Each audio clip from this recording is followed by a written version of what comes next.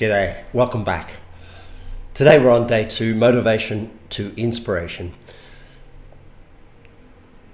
Motivation is when we have a carrot and we hang it out in front of ourselves and say, if I work really, really hard, I can achieve the carrot. Whether it's a sporting performance or a business performance or a relationship performance, you say to yourself when you have that carrot, I've got to have it. And the more motivated you are, the more often you'll say, I've got to have something, I've got to do something. The thing about motivation is that it breeds an addiction to adrenaline, because the more motivated you are, the more stimulated you are. The more stimulated you are, the more adrenaline you produce, and next thing you know, the body's craving an experience of adrenaline. Now, the number of activities you can have in a day is seriously limited, especially in your private life, to how much adrenaline you have available in your body. And they estimate it's about an hour.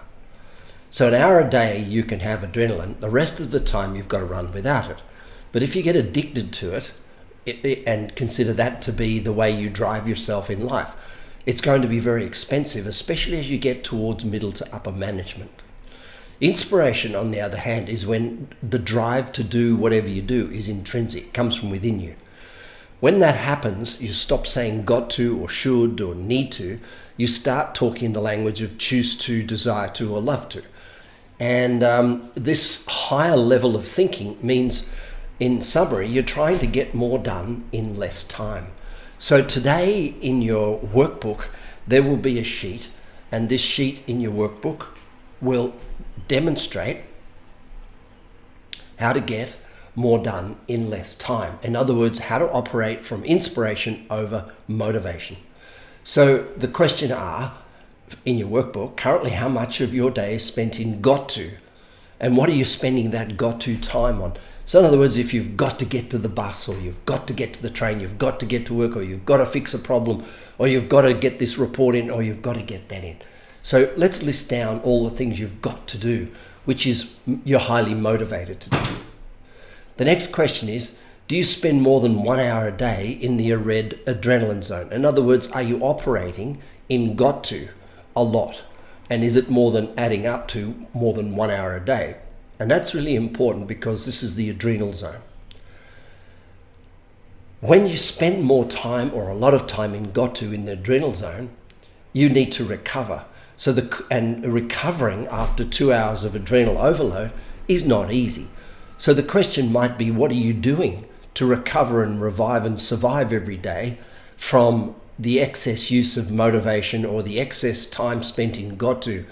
And is that working for you? And if these examples are people doing meditation, or people going to yoga classes after work, or drinking too much at night. And these are indications that an individual is spending far too much time during the day in a got to headspace.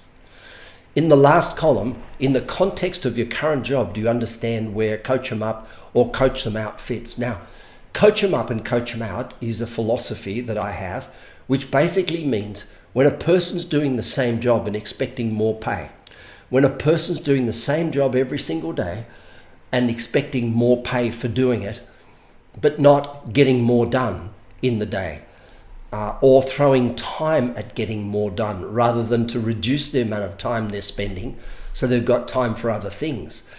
In other words, the person's stuck and they're at the highest level of motivation that's possible. They're being driven, and they start to talk about employing more people, or they start to talk about firing people. And instead of saying, how do I do my job better, they start talking about how do I hire and fire people in order that I can get paid more.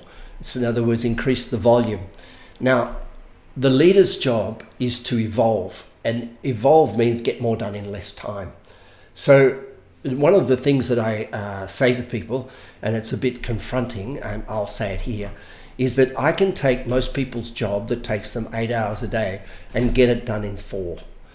I really can. And I had a friend who had a business doing exactly that. He said he could walk around with any executive in the world and get what they thought was their full 10-hour busy day and get it done in 4 hours. What he did is he cut the crap. He simply asked that person's boss, what will you remunerate this person for at the end of the year? What is the outcome? then took everything that was coming across that individual's desk, every phone call, every message, every email, everything coming in, and divided into two groups. Will build the outcome, won't build the outcome, and delegated everything that wouldn't build the outcome to either do in spare time or not do at all. And that's how you get more done in less time. The other thing that we do in a job is work out what we can automate. In other words, what we can artificially intelligence do. Systematize. Systematize means you take what's currently being done longhand, like word-to-word combat, and turn it into a checklist. Checklists are the most magnificent way of shortening job interactions. So if you've got an employee or a staff member and that you ask them to do something and you haven't sent them a checklist that they need to check off for tomorrow, then you're relying on them remembering what you told them, and that's a pretty faulty process. So this is what you've got for your day. How to get more done in less time I've just described, which is another page on your workbook, and we're going to talk about that during your coaching session today. Have a beautiful day. Bye for now.